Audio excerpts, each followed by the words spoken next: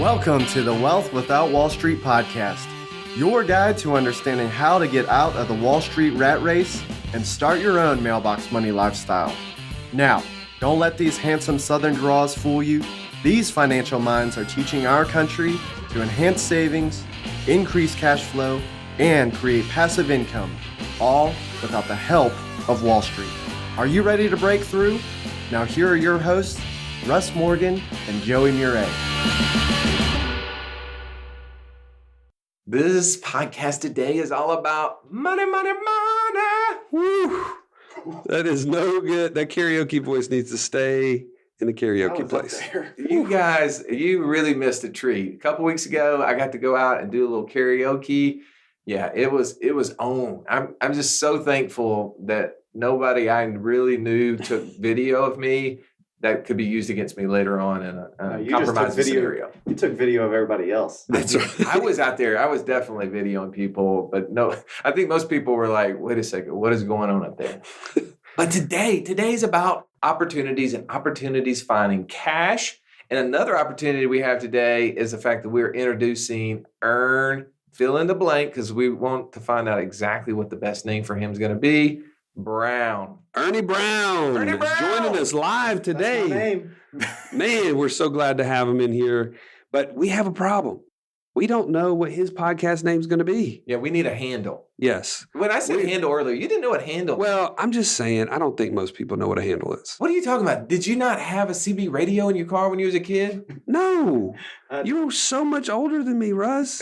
Like, what are you talking Come about? on, man. You've at least watched Smokey and the Bandit. We had like phones and stuff. Yes, the handle. That's your like, I'm Copper. I'm like, Big Bear. We got to come up with a name, a handle for Ernie. Okay, so I'm the Italian Stallion. Joey's the Italian Stallion. And I am the idea guy. Okay, there's not as much. That's still a little flat. Maybe, okay, if you're listening to this and you have a better idea for Russ's name, we could also use some help there. It's Excitable? Excitable? No, I don't know about that. Anyway, we need your Dynamo? help. Please help us, okay? But we need one for Ernie. So Ernie's joining us today. He shared a couple of names with us, and we kind of want to get your feedback. Yeah, so, what were those names? What were some of those? You were dropping some. Yeah, growing up, I've had a few. I didn't tell you about this one, but my family calls me Boo. Like Boo-hoo? I'm sorry, what? Like Boo Boo. Boo-boo. Like Yogi the Bear? Like when I come home, my sister says, Hey, boo-boo. "Hey, Boo Boo."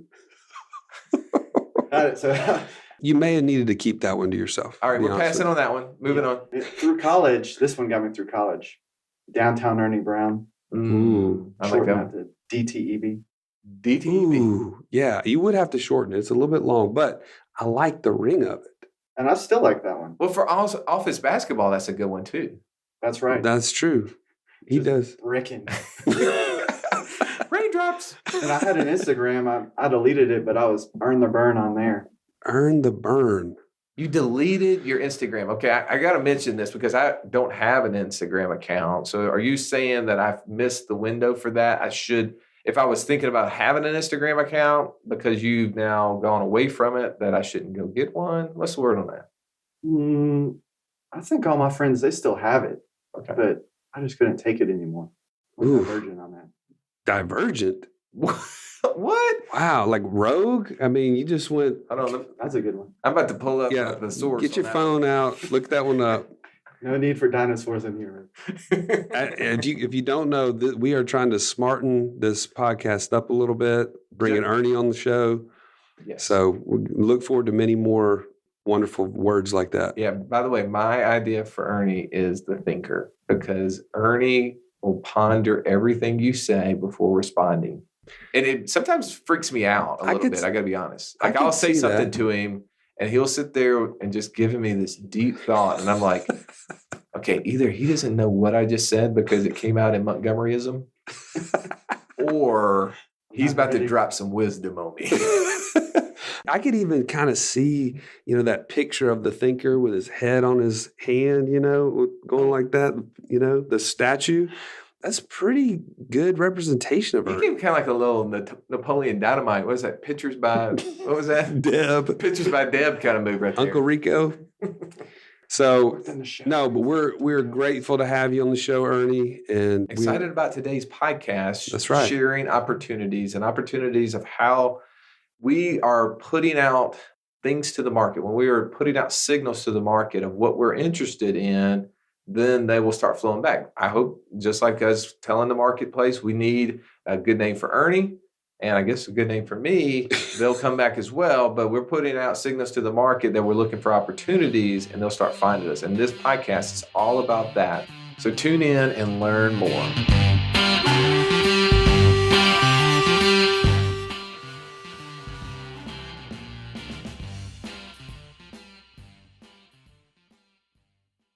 Joey, I always love hearing stories of how people are using cash and putting it to work. And the other day, I heard one of the best stories. One of our close friends, you know him, he got to talking about last year how he had an opportunity presented to him to lend a business, a very successful business, money. And it wasn't the loan that he was excited about. It was the fact that the collateral he was given on the loan. So he gave almost $500,000 lent to this business against his insurance policy now. But the business that he lent it to gave him this corporate office building that has $60,000 a month in cash flow. Cash flow. wow, okay. That's a pretty good thing as collateral. And you know what he said to the person? He said, I hope you default on this loan. Well, absolutely. Who doesn't want that? Please don't pay me back the $500,000. I want this office building. And the guy said to him, I will come up with money. No matter what I have to do, I will pay this thing back to you because I will not allow you or for me to default and you to take over ownership of this building. That was really interesting, but that was just the first part of the story. So he got really connected to this business. They found out that obviously he had cash, and the whole idea of opportunities find cash is this story because that was a great deal. He made like 15 or 20% on the deal over like a 9-month period of time. Everybody, I think, would be pretty excited about that with the guarantee of that building as collateral. But that just opened the door to where he and one of the executives of this company took over the business, actually did a management takeover. And over the last 6 months, that business has earned almost $30 million. It's crazy. And it all started with the fact that he let people know that he had cash and he was willing to put it to work. And I think that today's idea of us sharing stories, and obviously that's a really big, fun example to talk about, but we have stories just all around us like that we are missing out on because we, one, are not in a position of cash, or two, we're just not letting the market know. Right. And I think, as you just mentioned, it's almost like you can envision a magnet, right? As soon as you start to talk a little bit about it, all of a sudden people start coming out of the woodworks. I mean, who wouldn't want to do a deal on collateral that was providing $60,000 a month? Like, That's where I was hung up. I mean, $60,000 a month. nobody's gonna not pay that bill. Like, I mean, you're gonna be kicked out of your house before you don't pay that bill. Like, if you're playing the cash flow game, Robert Kiyosaki, and you get that card, like, it's game over, right? You got it. You have now exited the rat race at that point. well, and let's play devil's advocate for a second in that scenario. So why didn't they just go to a bank? Well, some cases, even as good as that deal is to everybody else, there's some cases where people just want a quick loan. They don't want to have to jump through the hoops of a bank, right? Well, you know as good as anybody. I mean, you did a lot of residential deals, not commercial deals. Those deals take, 60, 90, 120 days sometimes. Yeah, not to mention the fact that you're practically providing DNA to get in the door. So if you're a business owner, I mean, who has time to get together 16 years of tax returns and K-1s and this and that? And the, I mean, it's unbelievable. Make a deal happen, because the thing is that why do you think that business was borrowing money? They obviously was doing a deal that was so vital, that was so important, they needed to get it done quickly, that they didn't want to wait 30, 60, 90 days additional to make it happen. They wanted to get the money fast. The extra interest was not the downfall, because it was, if they missed out on the opportunity, that was the interest they were looking at. That is a great point. And I think, a lot of people that we share these kind of stories with, they kind of think, well, this is just a golden bullet. Like, of course, I mean, that never happens. That's just kind of this one time of a lifetime. And it may be, in his case, right? Jim, we love you. We're very envious, but we love you. But there's all kinds of deals like that going on because people are looking for that quick, easy money because they know that there's opportunity they'd be missing out on otherwise. Taking advantage of it. And I think the idea, though, as we look at this, what is keeping people from getting there? Why are people not able to take advantages of this? And it just goes back to our old villain, the person that we have looked at. We have beat up on this guy so much, but it's that Wall Street mindset. It is the idea that we should lock our money up in positions and let someone else take advantage of it. We should just let everybody else take advantage of these opportunities. You don't need to worry about that stuff. You got bigger and better things to deal with. Well, let's put the business owner's cap on, right? We're all business owners What's here. my cap look like, by the way? I mean, the top hat? It's probably backwards. Is it a backwards hat? You're a business owner. You get inundated with, I mean, somebody I met with yesterday, they said literally over 100 emails an hour. Okay. They're a business owner. They're getting all these emails. He's like, Joey, if you sent me something, I didn't see it. I mean, it's like 1 out of 100 that I can probably see. So they're inundated in the business, and we know that we've got payroll, we've got this going on, we've got all these things going on. The last thing that we think we can delegate is someone else is managing our money, right? Someone else is taking that burden on themselves, and they're the ones with the knowledge and the expertise. We just need to give that up. But what's happening right under our noses? You got to know even what those opportunities look like. I think that's a challenge. Don't you agree? Absolutely. I mean, I just got off the phone with the client earlier this morning, and we were talking about opportunities. And the words that came out of their mouth is, I feel a little overwhelmed by just trying to think about what that looks like. And my response was, initially you will, because you have no idea what it looks like. But as soon as you start looking, as soon as you start announcing to the marketplace that, hey, by the way, I'm interested, and we're going to get into that in a second, but as soon as you start announcing that overwhelmingness is going to go away, because what you're going to figure out is that it's not that hard. It's not that everybody who makes money is that much smarter than you. All they're doing is they're looking for it. We went into the idea of the reticular activating system in the past. Now, Ernie, you weren't in here, but I know you've read the books, and I've talked to you about this 100 times. I went to public school, man. Though Rose, your red Jeep Cherokee, when you're riding down the road, you see other roses out there. I know you do. I see you're infatuated with that car. None of them are as clean as his, by the way. Ernie's car is by far the cleanest car I've ever seen. And that's the reason we ride in it. We go to the gym every time I can. But the thing is you see that car because you now are affectionately looking for it. And that's what will happen. And that's what I was explaining to this client, is that you're going to start seeing opportunities, and it's going to happen constantly. But it's going to take some time. It doesn't happen overnight. That's right. And the other part about this is people are not looking for it because they haven't done a good job of saving. Right? Yeah. They either haven't put money in their control. They've constantly been sending it away in things like 401ks and IRAs and all these other things that Willie Wall Street is, Slick Willie Wall Street is taking their money and putting it out of their control. I mean, I love getting out of debt, but the idea of just paying off debt as fast as we can is sending money away from us that then are dollars that we don't have access to. Hence the reason why we use insurance contracts in order to do this. At least we get the access back to the dollars as quickly as we want them as it returns. But you just said something. I think this is worthy to talk about. The book that we referenced not too long ago, the Weldon Long book, The Power of Consistency. One of the analogies that he used in there wasn't a specific analogy, actually was true research that was done.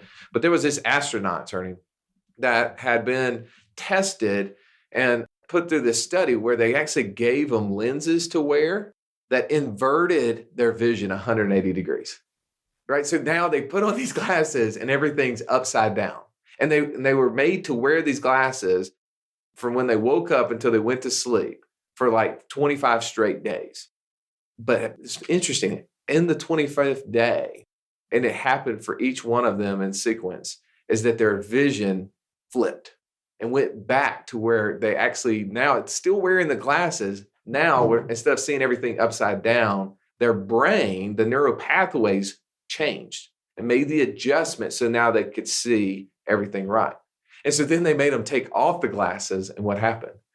Everything was 180 flipped again. Wow. And it took them another 20, 25, 26 days, because you've heard that idea. It takes 25, 26 days to create a habit or whatever. Yeah. Well, it was started from this study that was done by NASA with these astronauts.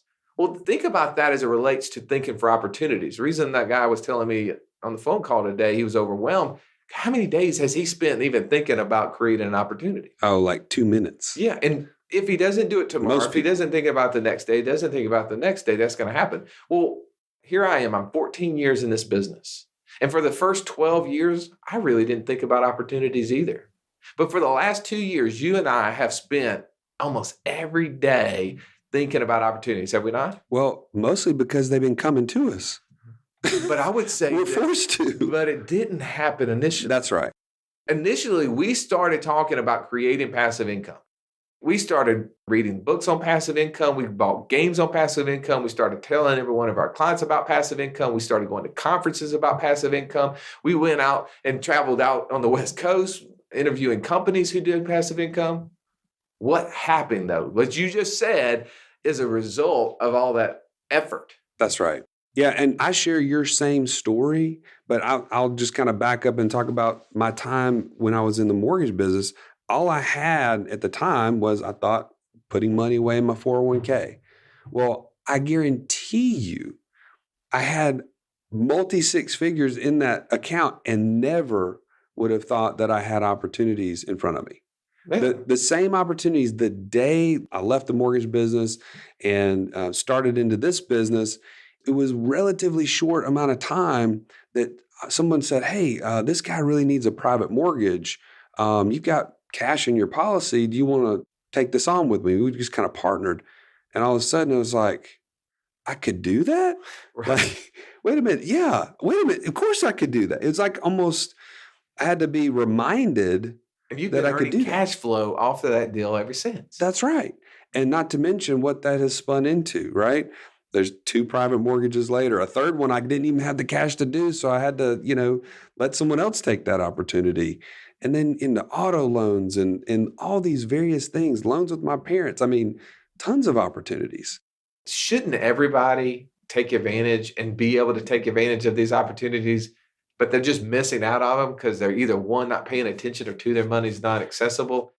I think that if we will look at these opportunities as how we're going to make work optional in the future, it will become more in focus. Yeah, I think it's a shame that most people will go their whole lives and never see anything outside of this and wonder, well, I wonder why I can't build significant wealth. Right. Right. Well, and the thing is that it's easy to get caught up in the balance of trying to manage life at home and life at the office. I mean, we interviewed Ashley Capel, the one that owned all the franchises.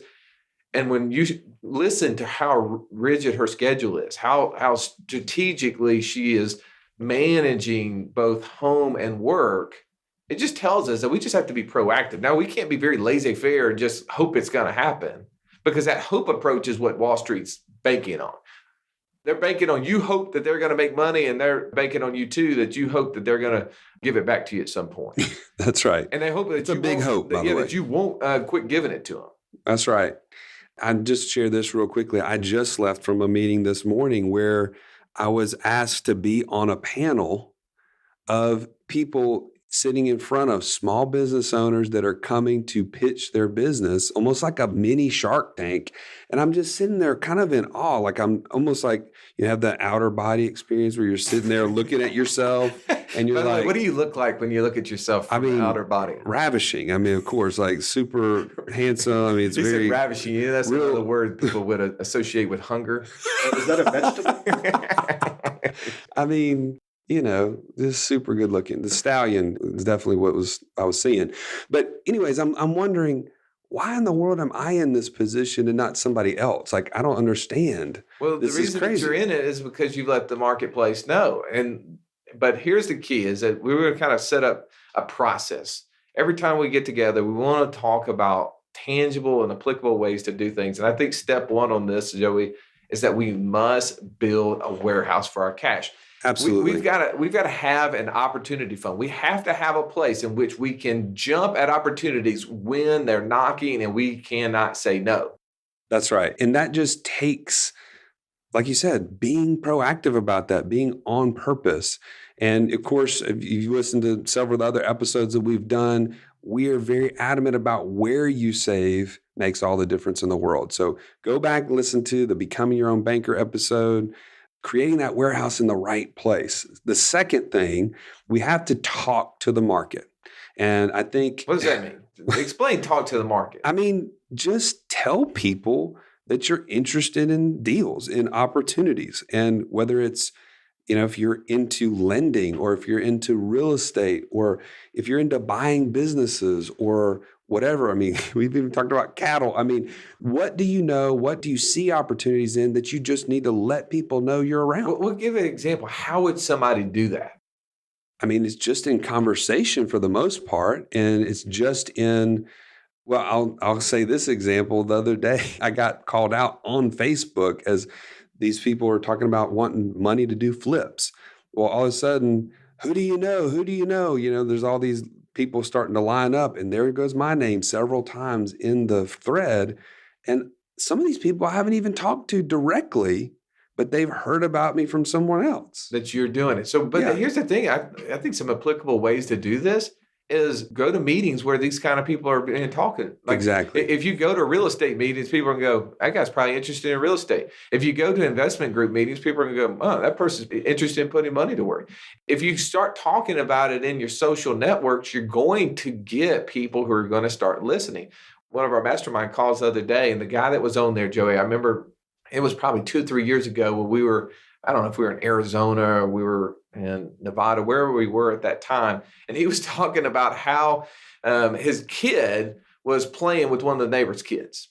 And the neighbor kid was telling him, yeah, my dad's thinking about buying a car. He's all excited. You want to, how kids are. They want to say, we're going to get this nicer car, and kind of sizing him up. And he said, by the way, what does your dad do?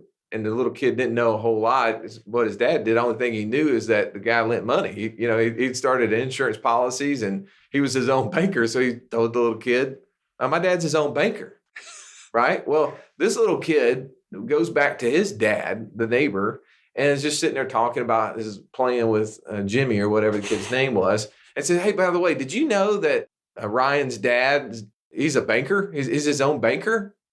So anyway, our friend gets his call. Brent gets his call from the neighbor. Says, "Hey, by the way, this is kind of an odd question, but my son Jimmy was down at your house and he was talking with your son Ryan, and he said something about you being your own banker. What does that even mean?" And so Brent started sharing with him. Here's what I do: I buy insurance policies. I finance the planes that I buy. I finance the cars. I finance investments. I lend money to people. And the guy goes, hey, I'm thinking about buying a car. Let's have a conversation. Well, that became an opportunity. We ended up lending his neighbor money. Some people think that's crazy, but when he shared the deal terms with me, it was pretty awesome. And I was sitting there thinking like, hey, here's a scenario where people around us will find out if we are letting people know that that's the case. And I just think missing out on opportunities is more so because it's lack of focus and lack of conversation to the market. Well, now let me give a little disclaimer here, okay? Early on, when you start talking to the market, we're not making light of this. It's going to come a flood, okay? Like there is always more need for cash than you have. I can promise you, okay? Oh, yeah. And so people will come out of the woodwork. And you're going to need to say no a lot. And what I mean by that is just because people come knocking doesn't mean it's a good opportunity. Well, I heard Warren Buffett one time say that out of 100 opportunities, the greatest thing he does is say no 99 times. I mean, there's nothing more wise about that. You're going to need to research. You're going to need to be ready for whatever that request is going to be, and then invest in things that you know or people you know. That is super important. Well, that last part is really key. I think when you start getting, where I've seen mistakes made, where I've personally made mistakes in the past, is when I got outside of my lane or I didn't know anybody around it. I couldn't have any control because the idea of the further we get away from an investment, the less return, the less control, the more risk, all those things take place. I always say this too, is, Ernie, when you start doing these things, you're letting the market know that you're interested in this, you've got cash available, start small. Don't go jump out there and dive off the high dive before you know how much water's in the pool. Like, just dip your toe in the water. Take one step. You got to take one before you take two, before you take three, kind of thing. And this is so true when you get into opportunities, because they're going to start coming, and they're going to start coming fast. And the idea is that you don't have to make a killing on every deal that you do. You just need to make more than what you put in.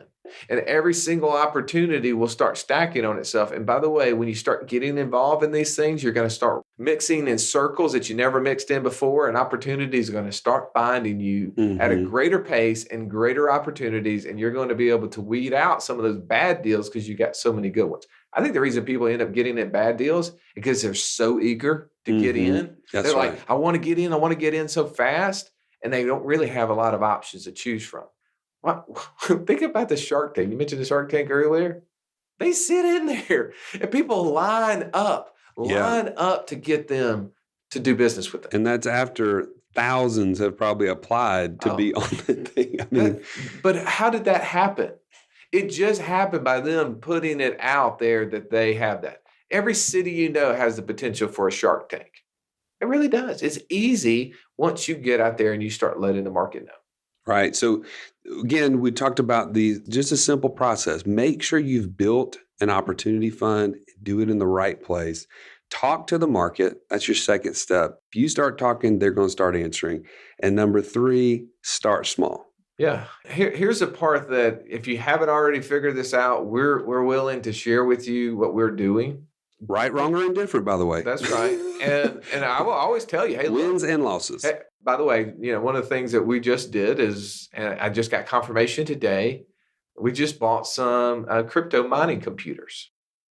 All right, everybody just fell off the other line. On that one. They're like, what do you even mean on that? Go research what that is. But everybody's heard of Bitcoin or one of these cryptocurrencies. Well, we actually have bought some computers that are performing the transactions that get paid in those currencies.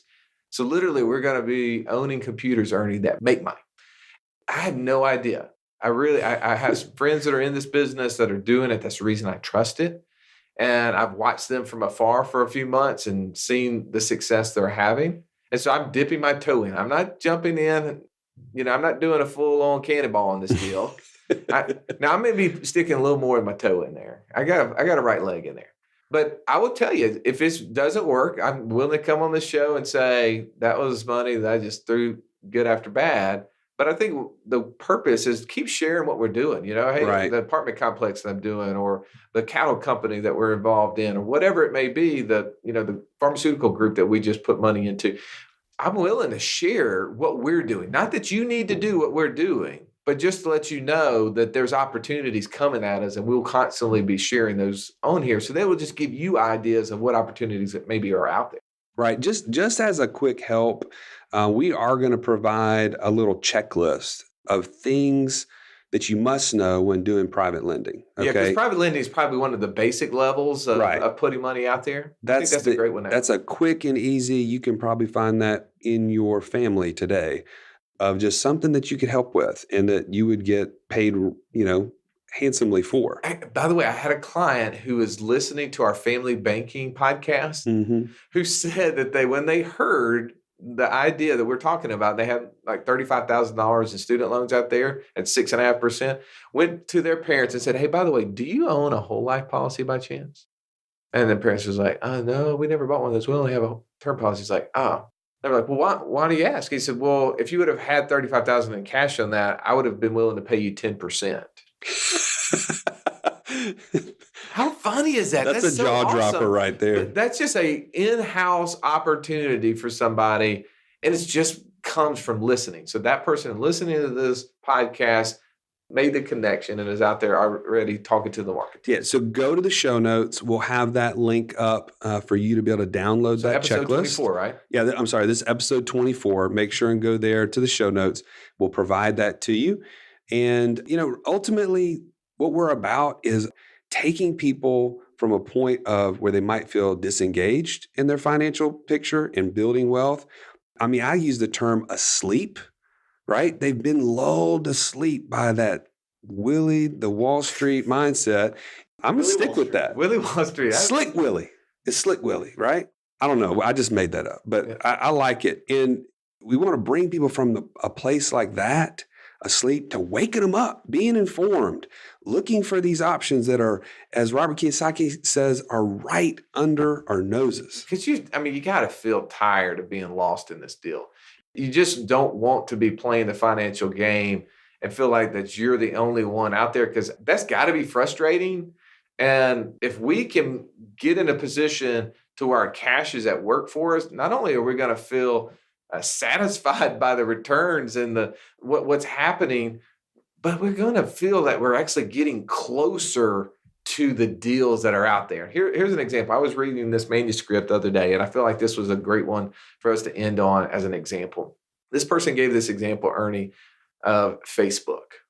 And just the idea of the closer you are to the investment, the greater the return, the greater the control, and actually the less risk you have. Here's the example. Who can control the returns of Facebook the most? Who has the greatest impact on Facebook, do you think? That's got to be the owner. Yeah, so Mark Zuckerberg, right? Now, the next group down the line would probably be somebody like the board of directors. They're making impacts onto what Facebook is doing as a whole. Yeah, they make decisions. Sure. The next group of people, who would you think that'd be? That has the greatest control over the business? Probably those with money in the business. Yeah, so maybe the stockholders, people who've bought it. Now, obviously, if you own like $10,000 in Facebook stock, you're not making a whole impact, right? How do you know? But a big group of stockholders can make impacts through their votes on, when things are going down. But they're pretty far away at that point. Well, the next step in this line is the mutual fund holder, right? Because the mutual fund holder, Well, call mutual fund manager first. Well, yeah, the mutual fund manager who's making a decision to buy Facebook within their company. But the person who owns the mutual fund, their mutual fund may own a percentage of Facebook stock. But think about that. If you get all the way down the line, which the reason I go to mutual funds is because that's what really Wall Street wants everybody to be, is in a mutual fund. And 99% of people investing in the market really just own mutual funds. They don't own the actual stocks. They own mutual funds who own stocks. How out of control are you in that scenario? You really are at the end of the line. You get all those people between you and the end investment, so you make no control over it. All those people got to get paid before you do. So you're going to get the smallest amount of return. And all of those people have decisions when to get in and get out before you do, which means you have the greatest risk involved in the scenario. And that's Wall Street at its best right there. But that is why it just frustrates me to see people investing in mutual funds. If you're going to invest in the stock market, please don't invest in mutual funds. Just trust me on that. The mutual fund is the worst return for you with the greatest risk. Sounds like you're a little bit passionate there, Russ. Well, I have some experience, right? That's right. I have personal experience of how bad it is from both a professional and a personal standpoint. Well, this is the first, we had Ernie in our last podcast, but this is the first time we actually got him on mic. So thank you for chiming in. Thank you for being a willing participant in all my questions. Joey's not really good. Yeah. He didn't always answer my questions right. You did excellent. Oh, thank you, Russ. In the words of my friend Kanye, no one man should have all this power. We split the microphones here. There you go. Yeah, there you go. I just hope that the two of you guys don't come together, and now that there's three of us, two of you guys can decide what's for lunch. So that's right. All right, thanks for joining us, and we'll see you on the next episode.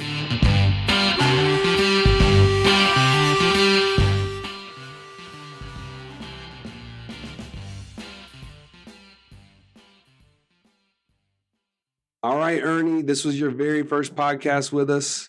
We just want to hear your thoughts, man. What was it like? What did you learn? What did you pick up? And it was cool to be in the room with you guys, taking notes and listening. And I'm definitely seeing this in my life too. I've been here for a couple of years now, and gosh, it is definitely true. When I think about having a place to put my cash, and I definitely seeing opportunities, seeing what you guys are doing, some of the investments you're able to make. I kind of want that. And as you guys were talking, I was kind of thinking it's kind of like playing baseball. If you're stepping up to bat, the first thing you got to do is stand in the box. You got to get yourself in the game, and you got to stand in the box. Second thing is you got to open your eyes, or you got to keep them open at least. Don't swing with your eyes closed. Well, it's really hard to swing with your eyes closed. It's hard to see what you're getting pitched. It's even hard to keep your balance, by the way. Try that. But Joey likes going into the on deck circle and closing his eyes. You gave a story about that. Okay, see, I knew I was going to get some feedback on that. But that was good, though. When you did that, you actually produced great results. So I think what you're saying, Ernie, is that you have to, in order to produce great results, you first have to get up there and be willing to, get an at bat, get some live pitching, right? That's right. And I think this episode really kind of helped us focus on some of the basic things that we need to do, the simple plans, having a place where you put money, reaching out to the marketplace and letting them know that we're interested in these things. And that's going to come back to us.